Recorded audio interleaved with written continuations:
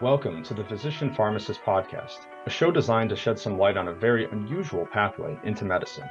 I'm your host, Nathan Gartland. I'm also a licensed pharmacist and third-year medical student. I'm also the author of PharmD to MD and the owner of the Physician Pharmacist Company. Today we're taking a brief hiatus away from medicine to talk about other non-traditional careers following pharmacy graduation. As we know, the PharmD is no longer a destination degree and can serve as a launchpad to further other career aspirations. I'm very excited to have on the show today our special guest, Dr. Robert Gallagher. Dr. Gallagher is a pharmacist who elected to continue his journey into the world of law. He is currently serving as a partner at Toutman Pepper, where he specializes in construction law. He has represented construction clients on projects up to $4.5 billion in a dispute proceedings across 31 states, the District of Columbia, Canada, South America, the Middle East, Europe, and Australia. Outside of his legal practice, he serves as a member of the adjunct faculty at Duquesne University School of Pharmacy, where he teaches basic and advanced law and ethics. He is also a member of the American Society of Pharmacy Law and the Healthcare Law section of the Allegheny County Bar Association. On top of all of that, he's been recognized as a Pennsylvania Rising Star every single year since 2013, not to mention one of my former professors. Welcome to the show, Dr. Gallagher. Thanks, Nathan. Good to hear from you again. Nice to connect. Absolutely. And so you obviously have a lot to unpack there. So I'm curious to know, what got you started in pharmacy in the first place? Well, my mother was a pharmacist who went to Duquesne. She was a retail pharmacist, practiced her entire career in retail, and loved it. So I was exposed to that career. As I was growing up, she worked in the local store, and when I went to Duquesne, I actually did not start in pharmacy, so that wasn't my first choice. But I ended up rooming with, and there were several guys on my floor that were also in pharmacy, and they pretty quickly convinced me that I ought to pursue my mom's career, and that's how I ended up in pharmacy. Wow. So what were you beforehand? What was your, entry major? I started in chemistry Chemistry. and Okay. switched to pharmacy within, I want to say, 2 months, pretty quick. So some heckling on the floors convinced you to kind of pursue the career of pharmacy, and obviously you had the family connection, so that definitely helps. Yes. So then you got into pharmacy school, and at what point did you start thinking about law school? Well, not till the very end. That's Um, okay. I don't think I started thinking about law school at all until my fifth year. Um, about 2 weeks before you had to sign up for the LSAT. I I um Wow. I had a very good close friend of mine who was deciding to go to law school at the time, and he said, you ought to think about taking this LSAT I'm preparing for. And I was like, I don't know. He's like, no, just take the test. So I took the test, and um, I did fine on it. And then I started thinking a lot harder about law school. And truth be told, I guess it relates back to something that happened in high school. Um, I had two really good teachers that I valued their input very much, and they put on a debate, sort of mock cross exam. It was more like a mini trial in our senior year, and I enjoyed that a lot. And I remember both of them encouraging me to go to law school. I went back and talked to both of them, and that really was what convinced me, because I honestly didn't know a lawyer at the time. Like, none in my family, Hmm. um, so didn't have a background or an understanding of the legal profession at all, and sort of just followed my very good friend's advice, and some former teachers who had given me some confidence, and also in some valuable advice on what to potentially think about doing. I And can't I that's can't how I ended imagine. up there. No, there's no magic to it. And so your mother's influence didn't really, she didn't want you to go into primary, or I guess a community pharmacy or anything along those lines, or was she excited for you, I guess? Yeah, no, I mean, I had interned all the way through pharmacy school. My internships were almost all exclusively retail, because that's the world I knew. Hmm. and I loved it. I really enjoyed working in the retail setting. I found it satisfying and at the same time entertaining. But also had a little bit of a feeling that I'm not very good at doing the same thing every day. So that's when I started to get the itch that maybe I want to look at other opportunities. And I have to admit, a lot of people told me not to go to law school. There were Hmm. several professors that I talked to that thought there was no pathway to link a legal career with a pharmacy career. And sitting here today, I'm glad that I didn't take that advice, but at the same time, I'm glad I got that advice because it helped shape some of the decisions I made and my approach to law school. Yeah, it probably fired you up a little bit too. When someone It, tells you no, you want to, prove them wrong to some extent. yeah, it did, and I was kind of naive to the process. I didn't know uh,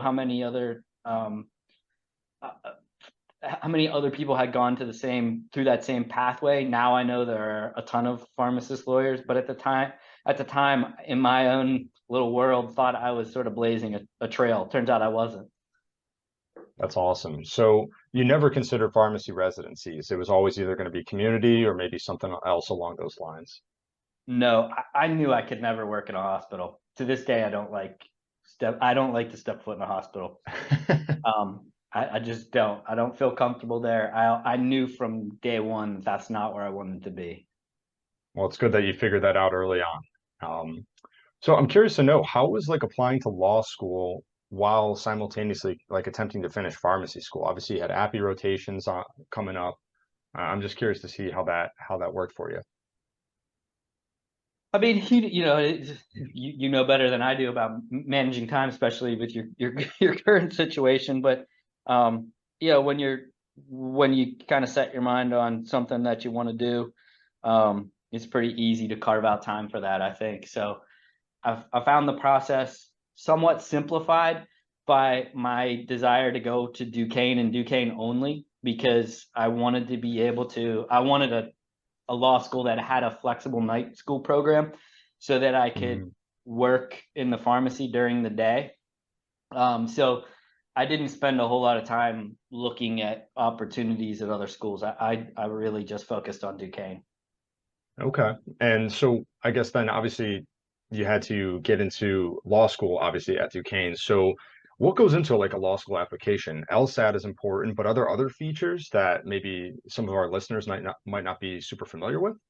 Yeah, so I might be dating myself here because it's been uh 19 years ago.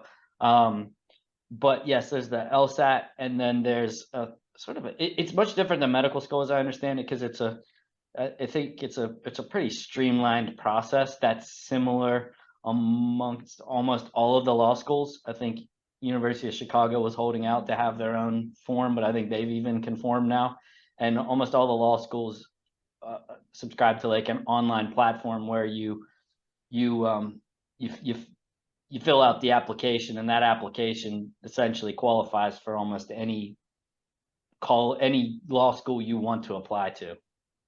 Oh, okay. Yeah, So med it's I don't mean to suggest there's not a lot to it, but it's nothing like you went through, Nathan. I mean, it's pretty simple compared to that. There are some interviews as I understand it. I mean, I didn't go to an Ivy League school, so maybe the process is much more rigorous there, but at least at Duquesne, what I went through, it was, I think, pretty standard. Very good. And so I'm curious to know, obviously from my experience, there's pharmacy school kind of leads up or builds a foundation for medicine. How was it transitioning into the world of law? I can't imagine there's too many similarities, especially since a lot of it's very textual, heavy reading based versus pharmacies more along the lines of, I guess, memorizing drugs and applying that knowledge. I'm curious to see how it compares in your experience. Yeah, I mean, I think you're right. It's I've always viewed it as absolute opposites. But at the same time, I've always thought that pharmacy prepared me for law school in a way that a lot of other law school students don't have.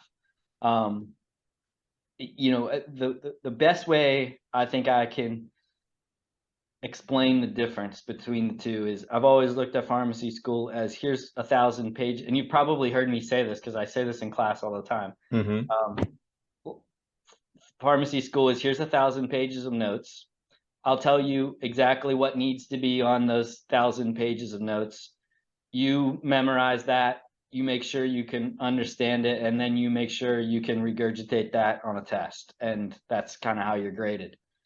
Um, and it's sort of the professors giving the students the information that they need to know. Whereas law school is more like here's 100 blank pages. So the volume of material is much less, but they don't tell you what needs to be on those 100 pages, and you essentially have to go figure it out on your own, and then you're tested on that material. So when we got to law school, I think some other folks with different backgrounds were maybe better at me at figuring out what needed to be on the 100 pages, but I Mm-hmm. was very good at making sure I knew what was on my 100 pages from pharmacy school. And the rigor of pharmacy school and the amount of time that you have to spend mastering the material, that's where I think I really had an advantage in law school, because I knew what it took and the time that it takes to really make sure you know and understand content. That's awesome. Yeah, that's something I harp on a lot too on the podcast and through my online website is that pharmacy school prepares you professionally, but it also gives you that, that knowledge of the sense that there's going to be a lot of hard work ahead of you, and individuals coming from an undergraduate level education don't really have that full perspective at that time. So you kind of have the leg up in the sense that you are expecting you're going to war when you go to graduate school, and you're expecting this to be hard work, and you've seen it before obviously with your pharmacy experience. Yeah, I mean, I thought to be honest, I thought pharmacy school was harder than law school. And it may have been I was more mature when I got to law school, but I did think pharmacy school was easier than law school. And but it, you know it's hard to say for sure where, because I was at different points in my life. Hmm. So out of the years of law school is 3 years, I believe, for those of you listening in, which year was the hardest year? I hear this common mantra where they say like first year is the worst year, second year they work you, and third year you're just basically hunting for jobs. Does that sound accurate or? Yeah, that's pretty accurate. And now my experience, I was a 4 year because I went to the non-traditional route, the evening program Mm, at Duquesne. But yeah, your first year is certainly um, the most difficult, simply because it's an adjustment. It's an adjustment, and it's probably the most competitive because um, unlike pharmacy school, at least when I graduated, uh, your your your rank and your GPA didn't matter nearly as much as where you land in law school. So it's a much more competitive environment in law school, and you feel that in your first year of law school. And some people thrive in that environment, and others don't. And if you don't, you could certainly find that first year very challenging. mm. That's interesting. Yeah, I didn't realize that. It's cool because in pharmacy school, not everyone's going for the same kind of thing. So academics, I guess the outcomes might be a little more diverse. Or you're just going for community where the academics aren't as important. Getting the top 1% of the class. But it sounds like law school is a little different in that regard. Yeah, I mean, it's the same thing. I guess some folks will know where they want to be and know that maybe being in the top 10% or being on law review doesn't matter. But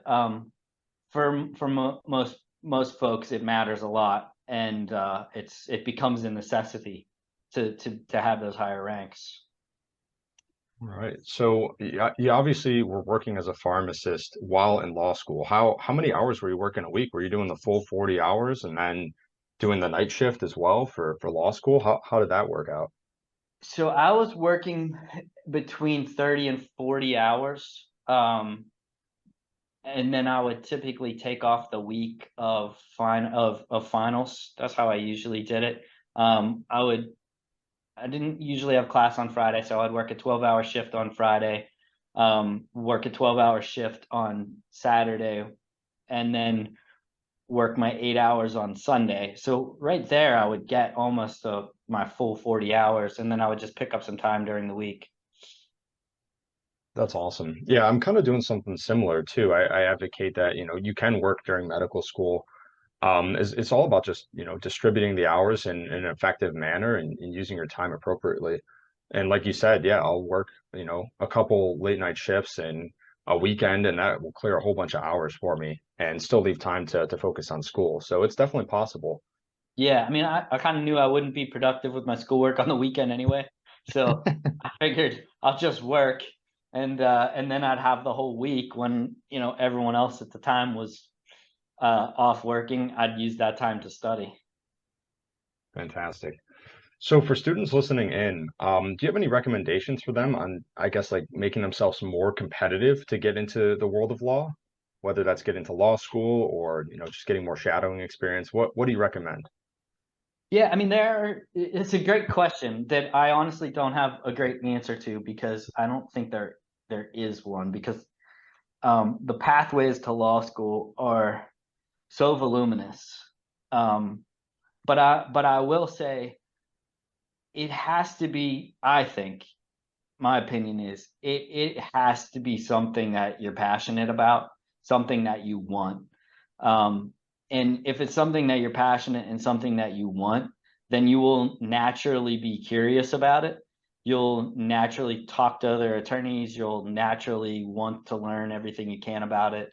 And those things ultimately end up making their way on either a resume or stand out in an interview or just in someone's profile. Well, you can typically see when someone cares about the law and cares about making it a true profession and not a job. Hmm. So again, not a I know that's not a great or even direct answer to your question, um, but that's what I think stands out and makes the pathway a little bit easier for folks. It's when they can demonstrate why they want it and that they've done their homework, and this is something they're excited about, and it's not something that they're just doing because that some lawyers make good money. Absolutely. Yeah. Showing, I mean, I guess just being passionate about what you're interested in. That's, I guess, the biggest tell for anyone who, I guess, who is reviewing, law applicants and whatnot. So no, I think that's good advice. Yeah, and I mean that carries on. It carries on too through, like, I know now when I'm hiring folks, I don't look at it any different. Like it's a two-way street. It's a big investment anytime you're hiring someone, just like it's a big investment when you're picking a law school or when a law school is picking you. So you have to make sure that it works on both sides. And I guess in terms of for someone looking to go to law school, I would suggest not to lose sight of that it's a two-way street, and you have to make sure that where you're going is the right fit for you. Absolutely. I love that. So let's continue on with your journey. So you made it through law school. You said you did it in 4 years. So it took a little longer, obviously, because you were in the night program. So what was the next step for you? Did you immediately get into construction law, or I guess what was your journey? No, I was so I was a summer associate at what was Pepper Hamilton. It's now called Troutman Pepper. Pepper Hamilton merged with a firm called Troutman Sanders in 2020. So I've been with the same firm ever since law school. So I summered at Pepper Hamilton, and one of the things that attracted me to Pepper Hamilton at the time was they had a very robust, and continue today to have a very robust health sciences practice in terms of healthcare litigation, representing large biotech, pharmacy companies, pharmacists, doctors, etc. Just a lot of visibility into the healthcare arena. Mm. Um, and I thought that's a perfect fit. That's exactly what I want. That would be great with my pharmacy background. So I summered with Pepper, and how I guess your question is how I got to construction. I it was by happenstance, to be honest. I did a research assignment for a partner in our office who was in the construction group and really enjoyed it. But the summer ended. I went back to law school and didn't really think a ton about construction, but thought, that's pretty cool. I really like working with that guy, but that doesn't make sense for me. I'm a pharmacist. Like, stop thinking that way. So I I also knew I wanted to do litigation because I just enjoyed the challenge behind it. I enjoyed that environment. So I came back to Pepper after graduating from law school, and started in their litigation group with the idea that I would get to do healthcare litigation. Well, within a month, that same partner who I had worked with as a summer associate came back to me with another assignment, and I did it and enjoyed it. And he came to me the next day and said, "Hey, I know you're a pharmacist and this makes no sense, but you ought to think about joining our construction group in litigation." And I did. I went home, talked to my wife about it, and collectively thought, all right, if that's what you like, then do it. And for me, Nathan, has always been about like the people that I work with. I mean, you can kind of see that's how I got into pharmacy, with the association with the people that I was on my floor with, and my mom's relationships. It's how I went to law school, with a friend that recommended it and some of the folks who I talked to. And I just knew for me to be happy, I had to really enjoy the people that I was working around with. And this partner's name is Ralph Finizio. I still work with him today, and I absolutely love what I do because I've had the opportunity to work with him. And I honestly think I could have been in health effects, I could have been in real estate, I could have been in whatever area of the law. If I was with Ralph and the rest of my team here, I'd be happy doing that. That's amazing. It's funny how those little things just kind of fall in your lap, and it's something that you can't let your past dictate your future, in the sense that, despite being a pharmacist, you were kind of geared towards doing pharmacy specific law, but you found the right people who, made work enjoyable, who worked collaboratively with you, and whatever, like you said, whatever they were doing, you just kind of followed in their footsteps and, wanted to follow the team and work together. So I love that. And I think that applies to pretty much any, specialty. And it's just that the people make the work experience just so much better, you know. Yeah, no doubt. That, at least that's what I've based my entire career on. Fantastic. So you got into construction law. I'm curious to know, everyone always wants to know from a medical side, like how many hours are you working? How do you do this? So I'm curious to know from a law side, how many hours were you working, at least when you started out? Were you doing those crazy shifts, or was it pretty manageable? Yeah, I mean, I think everybody has a tendency to inflate what their current situation is. Um, I hope not to do that, but I have to admit, there's a lot of hours, as your profession, as the medical profession in general demands, a lot of hours. But I can't say that it was bad in a sense that it was unbearable, because I chose to do that. Like, I loved what I did. Hmm.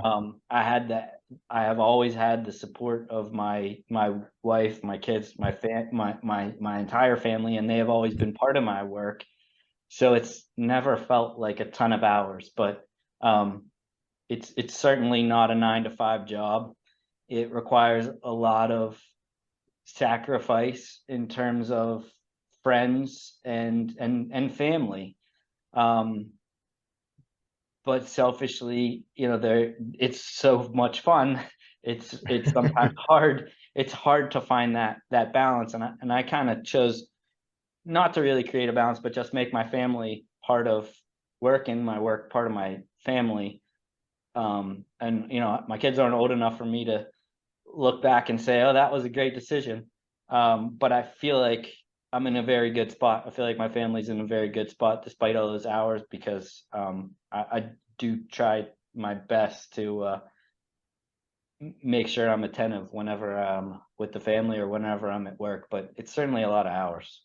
Yeah, absolutely. I think that's a great point too. It's funny. A lot of people will complain about the hours in medicine or law, but you're right. You know, we signed up for it. It kind of comes with the fine print. So you got to make the most of it. And obviously, you know, your priorities are your family and whatnot. But at the same time, you know, you have to also fulfill your professional career goals. So I think, you know, coming to an agreement, something that works out for everyone is super important.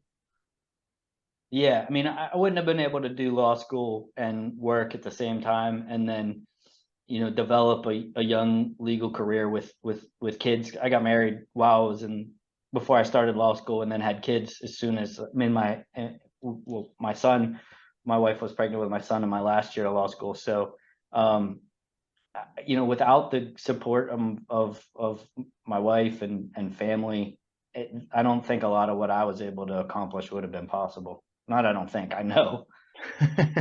Absolutely. We all need our support networks. So I'm glad that you had them around to help you out through that experience.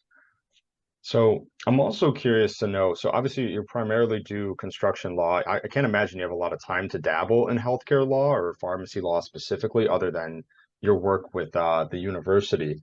Have you had the opportunity to do anything like that or like represent friends or clients or anything? Not that you could mention that specifically, but just across your career. I have, I have. I mean, I've obviously had the opportunity, and this has been a fantastic one, to partner with Duquesne for the last 15 years and teach there. Um, but as I don't know if this is a product of teaching there or just my general friends and connections. I've had the opportunity every year of my career to spend a nice chunk of time working on pharmacy matters, whether it be a really exciting project that I worked on several years ago, a small startup company who had developed a novel patient delivery system that was ultimately purchased by a very large company, one of the largest in the world. That was a fun project to see that grow from the ground up, and just see young pharmacists who had a brilliant idea and a passion for pharmacy convert that into something that helped patient care, but ultimately they made a lot of money off of it, and that was a fun project. I've had the opportunity to represent individual pharmacists, pharmacies over the years, and I find that in many cases to be very rewarding, because I do still feel my pharmacy roots, and I like to still be a part of that industry. Absolutely. And how did that role at Duquesne start in the first place? Did you reach out to them? Did they reach out to you, or did it just kind of was it a fate occurrence?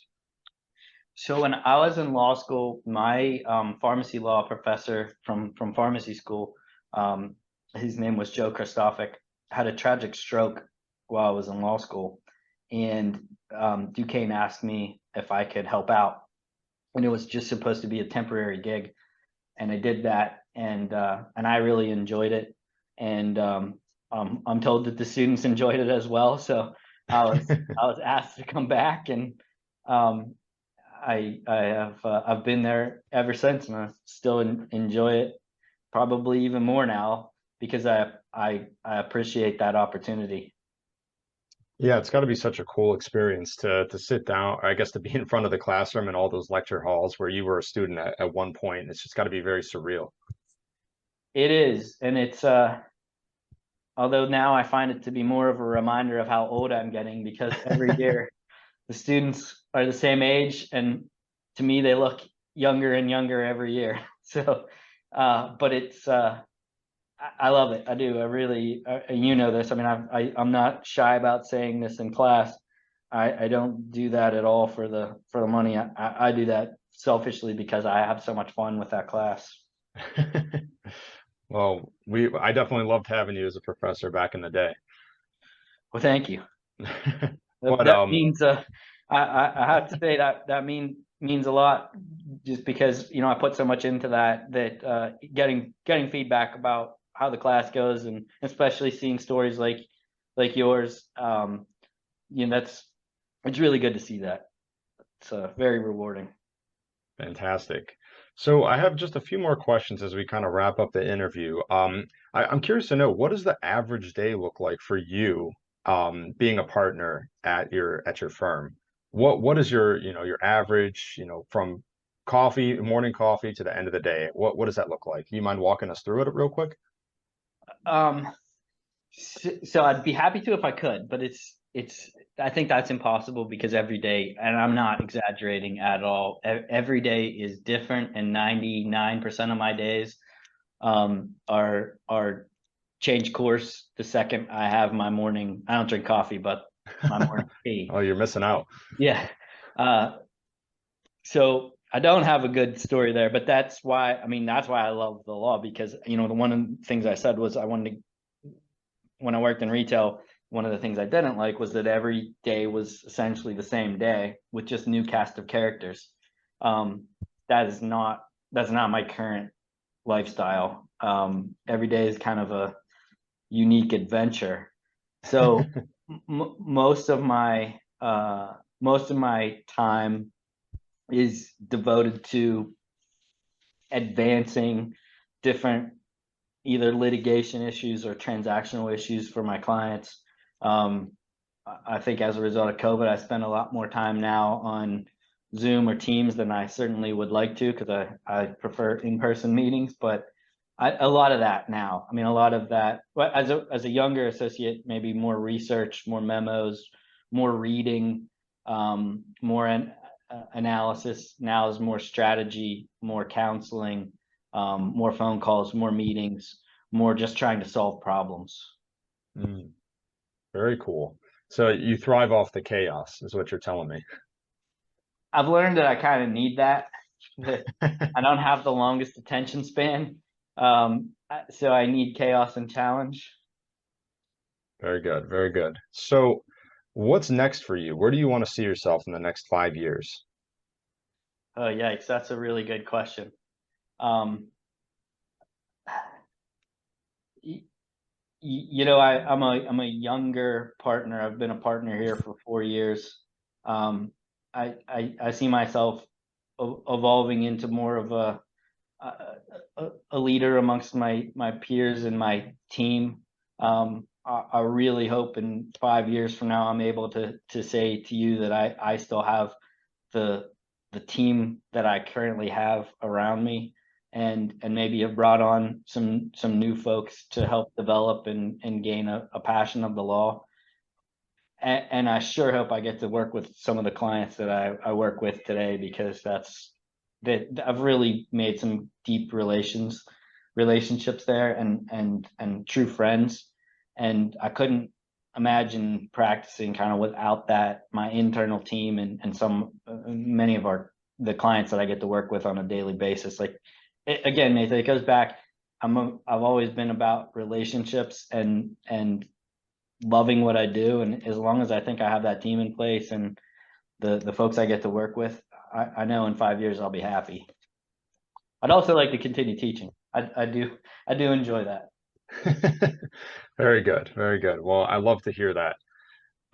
Additionally, do you have any books that you would recommend, or do you have a favorite book that you think students would take a lot away from? I'm sure you're sick of reading all the time, so I'm not sure if you even have time for books, but sometimes it's nice to get a quick shout out, because a lot can be, kind of stored in a couple pages of text. Yeah, I spend 90 when I'm outside of work, I spend 99% of my time either on the lacrosse field with my daughter and son, or the hockey rink with my son. So I don't do a ton of reading. I'm embarrassed to admit that. I am currently reading.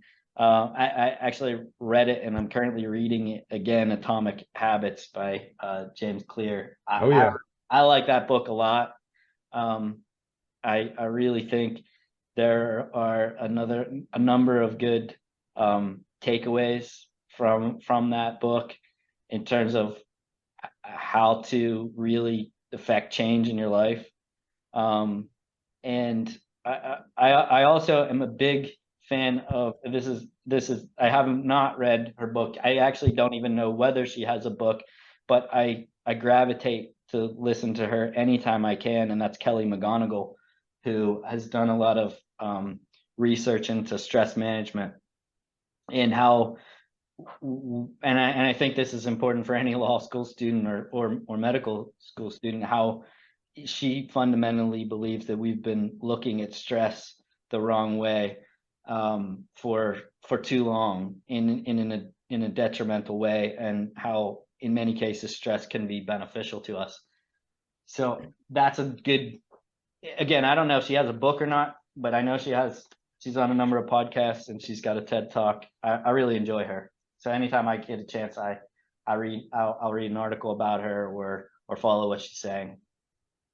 Interesting. Yeah, I've heard of Atomic Habits before, and I've checked it out before, and it's a very good read. But yeah, Kelly McGonigal, I'm gonna have to look her up, and we'll have to do some research, and I'll definitely drop that in the show notes for anyone who's interested. So, for students listening today, is there I guess, any final advice that you can recommend to just be successful and in pharmacy, in any kind of field that they choose to go into?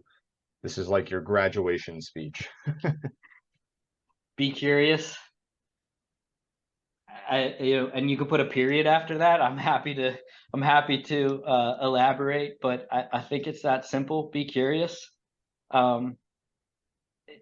You have to want, you got to want to know more about what you're getting into, and if what you're looking at sparks curiosity, sparks questions, sparks the question of what if, how good could I be, or where could this take me, then don't be afraid to try to answer those questions. That's honestly the best advice I could give. I probably wish I would have taken that advice more to heart in many earlier times in my life, to have more curiosity. That's something that, my parents always talked about, and I probably ignored them for too long. But the more I reflect back, the times where I was curious, the times I asked questions to try and figure out answers and figure out what if, how could I do this, how good could I be at this, it's paid off. That's right. You'll never know if you don't ask. Yeah. So final question for the day, and this is a hot topic always for a lot of students who are considering postgraduate education, and that is, how did you tackle student loans?